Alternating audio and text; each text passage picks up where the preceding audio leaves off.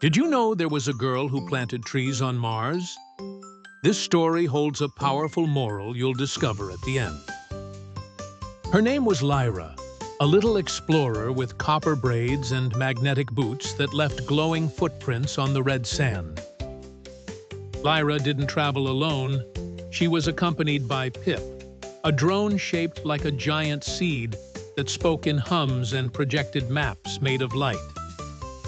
One day, Lyra discovered an ancient crater called the Echo of the Winds, where storms sounded like sad songs. "Do you think green dreams could grow here, Pip?"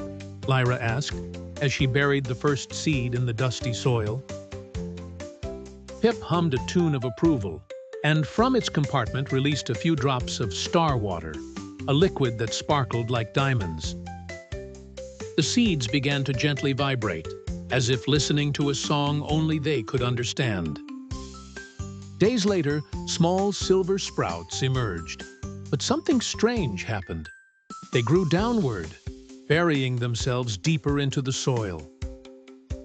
"They're running from the light!" Lyra exclaimed, watching how the roots seemed to search for something beneath the Martian surface.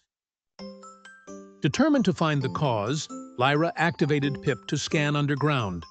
What they found left them breathless. Meters below slept an ancient forest, petrified in amber crystal, trapped there for millennia. The sprouts had sensed their ancestors' presence and were trying to bring them back to life from the depths.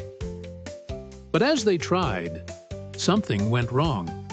The sand began to sink, forming whirlpools that pulled the roots into the darkness.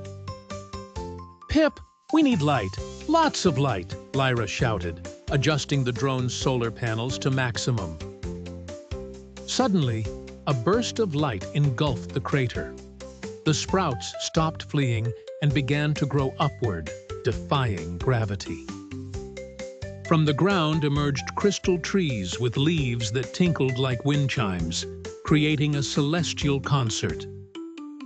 But just when everything felt magical, the Martian sky darkened. The great red storm was approaching. "We must protect them," said Lyra, running among the crystal trees, searching for a solution before the storm destroyed them. Pip suggested a risky idea: activate the gravitational energy to lift the entire forest into a protective bubble.